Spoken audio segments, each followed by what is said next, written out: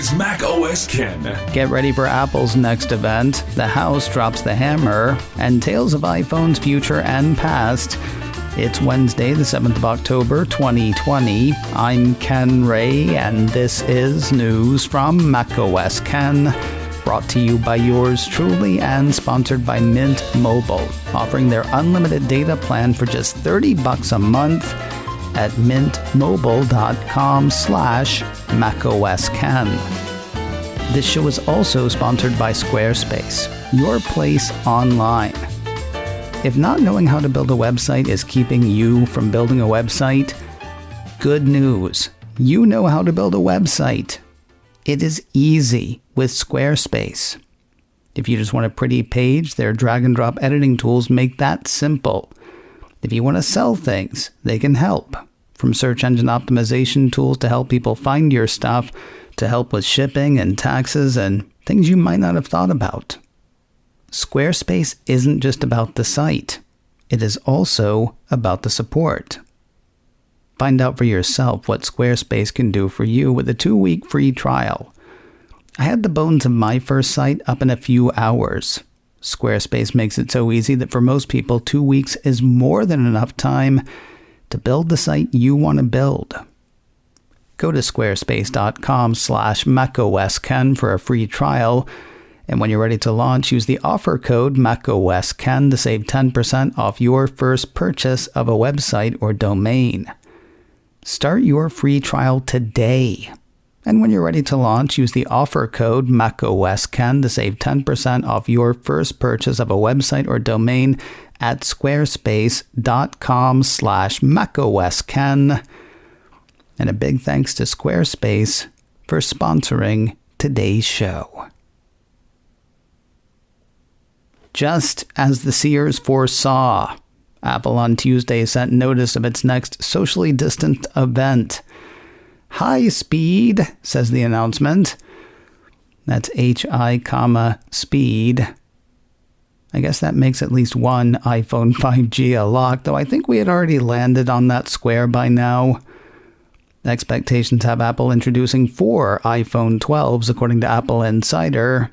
They're said to include a 5.4-inch iPhone 12, a 6.1-inch iPhone 12 Max, a 6.1-inch iPhone 12 Pro, and a 6.7-inch iPhone 12 Pro Max.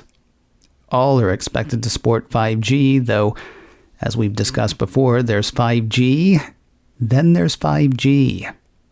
Apple Insider says there is the possibility all will include support for sub-6 GHz bands, but only some models may offer the high-speed MM or millimeter wave support.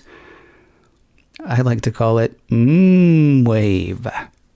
You can really taste the G's.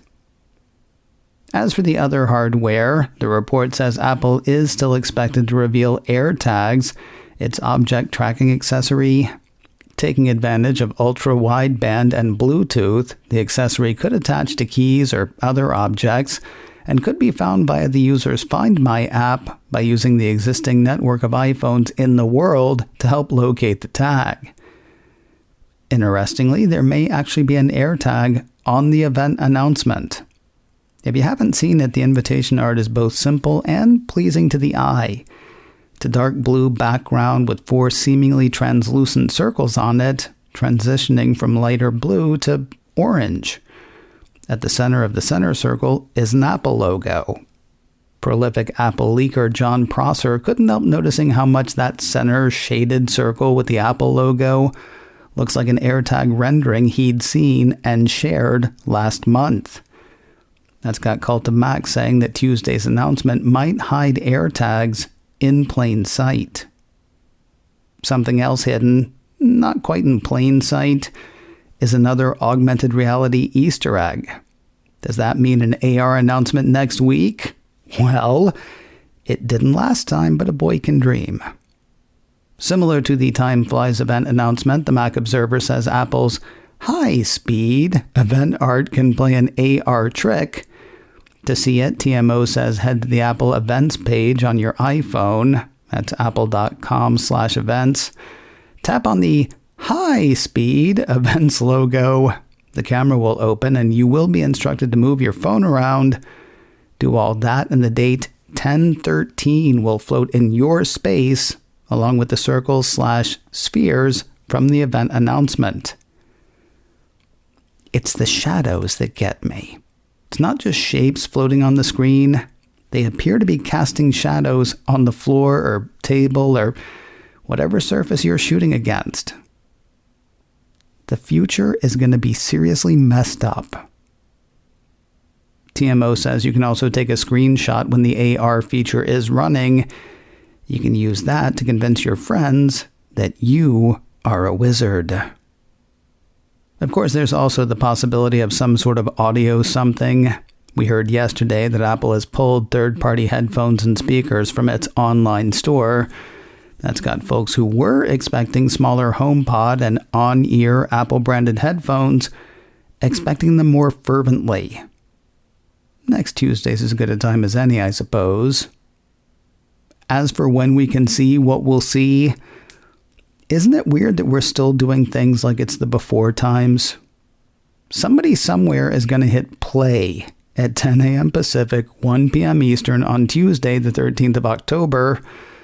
That'll obviously happen on Apple's events page, though it's not showing up yet. One assumes it'll be available through the Apple TV app, putting it on the Apple TV device, as well as iPhone, iPad, iPod Touch, the Mac, and an ever-growing list of smart TVs and streaming devices. Apple will stream the event on its YouTube page. You can go there now to set a reminder. They will make it available as a podcast later. Seriously, if you miss this event, it's because you want to. Now, only time will tell whether that was the biggest story of the day. Honestly, it likely was not. The biggest story was probably the U.S. House of Representatives finally finishing its antitrust report on big tech, and big tech doesn't come off looking that good. CNBC says a Democratic congressional staff report recommends changes to antitrust laws and hardcore structural changes for Amazon, Apple, Facebook, and Google. Yes, it was a bipartisan committee, but this comes from Washington, D.C., so this, like everything, had to be partisan. More on that if we get to it. According to the roughly 450-page report, written after 16 months of investigation that included hearings, interviews, and the review of 1.3 million documents, Apple et al. Are too big and need to slim down. According to CNBC, the Democratic staff recommends imposing structural separations and prohibiting dominant platforms from entering adjacent lines of business. This means that the Democratic staff recommends solutions including forcing tech companies to be broken up or imposing business structures that make different lines of business functionally separate from the parent company. The piece says that could mean Google having to spin off YouTube or Facebook having to get rid of Instagram. Though CNBC doesn't say so, one assumes it could mean Apple having to let go of Apple Music and other such services as well, though that's just a guess on my part. Also recommended, according to CNBC, instructing antitrust agencies to presume mergers by dominant platforms to be anti-competitive, shifting the burden onto the merging parties to prove their deal would not harm competition, rather than making enforcers prove it would.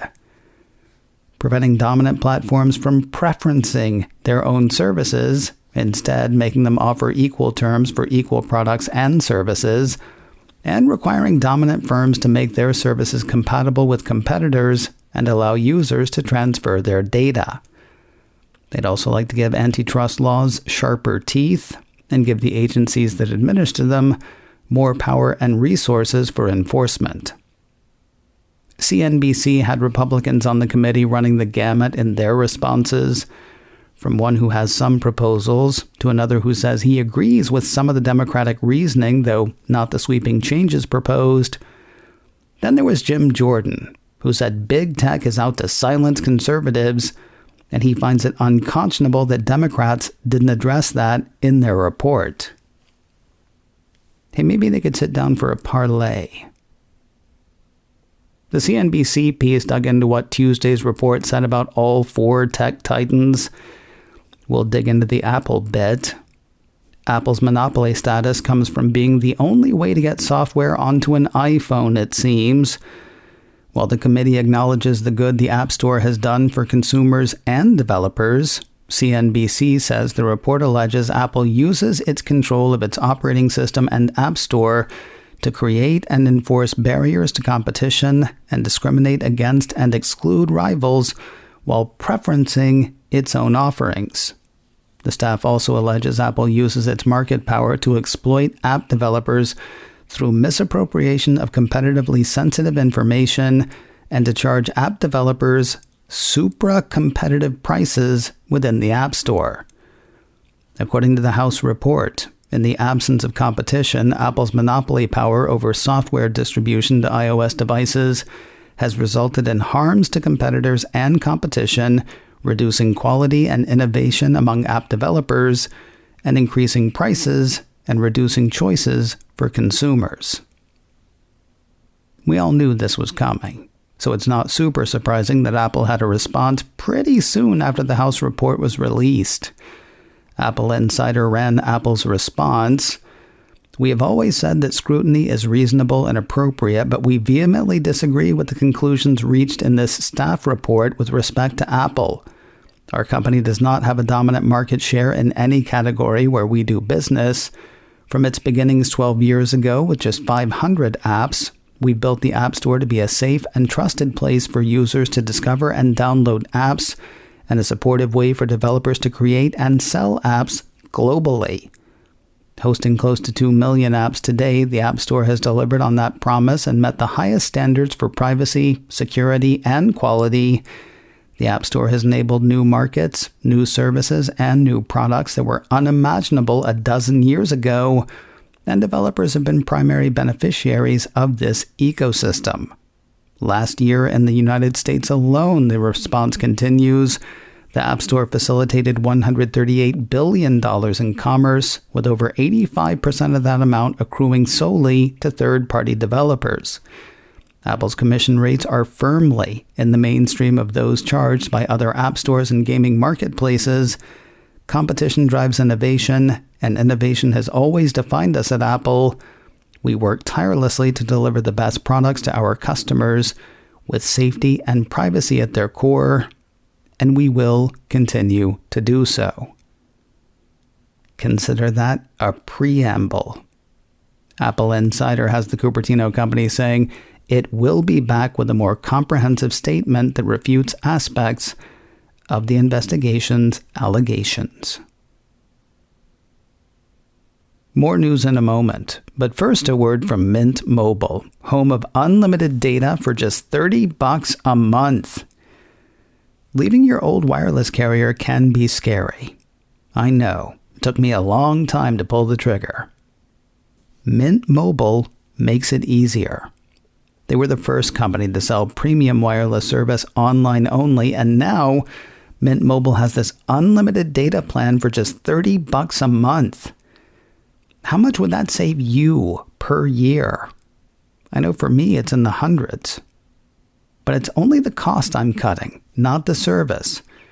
All plans come with unlimited talk and text, plus high-speed data delivered on the nation's largest 5G network. For me, it's been fantastic, but you want to make sure it's right for you. That's why Mint Mobile comes with a 7-day money-back guarantee. Really try it out for a few days. Make sure it works. If you're not totally stoked, return it within 7 days for a full refund. To get your new unlimited wireless plan for just $30 a month and get the plan shipped to your door for free, go to mintmobile.com/macOSKen. That's MINT, mintmobile.com/macOSKen. Cut your unlimited wireless bill to $30 a month at mintmobile.com/macOSKen. And a big thanks to Mint Mobile for sponsoring today's show. We'll end the day with iPhone news. starting with the kids in America. Philip Elmer DeWitt's Apple 3.0 has Piper Sandler continuing its biannual game of Quiz Kids. According to that, iPhone ownership and iPhone intent to own are at new highs.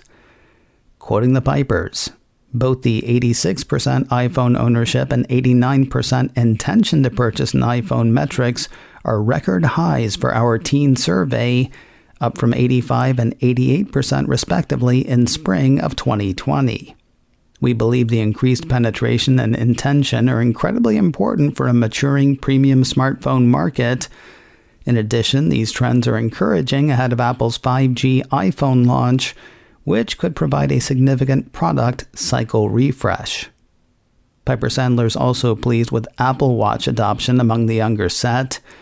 Finally, says the firm's note, we think these positive hardware trends can be a catalyst for further services growth as the hardware installed base for Apple continues to grow. Well, we got buyers lined up for the next few decades. Now, who's going to make their iPhones? The subcontinent seems the next logical place. Apple Insider says the Indian government has signaled its intention to approve incentives to 16 companies, including a trio of top Apple suppliers, under a new plan to boost domestic smartphone production. The plan is part of the country's Make in India initiative. It calls for the government to dole out as much as $6.65 billion in incentives. Foxconn, Pegatron, and Wistron, three of Apple's manufacturing partners for iPhone, are said to be in on the scheme. To get the incentives, participating companies have to invest in local manufacturing, which makes sense. Otherwise, it's not an incentive, it's just free money. As for what phones we're talking about when, the piece says Apple plans to have iPhone SE produced in India in the near future. It looks like iPhone 12 won't be that far behind. Those are expected to make in India by the middle of 2021. And finally today, with more iPhones coming round the mountain, another slips slowly below the horizon. Mac Rumors says iPhone 5C will hit Apple's vintage products list by the end of this month. iPhone 5C brought two things to the Jesus phone that had been missing: economy and color. Quoting Mac Rumors, introduced alongside the iPhone 5S in September 2013, the iPhone 5C was essentially an iPhone 5 repackaged in a colorful plastic shell, available in blue, green, pink, yellow, and white. The lower-end device was aimed at budget-conscious customers, with pricing for the 16GB model starting at $99 with a 2-year contract in the US. Also going retro, the mid-2014 15-inch MacBook Pro. Mac Rumors says both devices will remain eligible for service indefinitely, subject to parts availability. Coming up in a few minutes, as Apple and Epic keep duking it out, Brian Chaffin, editor-in-chief of the Mac Observer, and I discuss who should pay Apple's 30% commission and who should not. Carving out carve-outs in a few minutes. Listen where you get podcasts or on YouTube, youtube.com/KenRay. macOS Ken, brought to you by me and sponsored by Squarespace. Get 10% off your first purchase of a website or domain with offer code macOSKen at squarespace.com/macOSKen. This show is also sponsored by Mint Mobile. Get the new unlimited data plan for just $30 a month at mintmobile.com/macOSKen. Advertising handled by Backbeat Media, online at backbeatmedia.com. You can reach me a couple of ways: info at macosken.com or call 716-780-4080. We will talk again tomorrow. Until then, that is news from macOS Ken. I'm Ken Ray.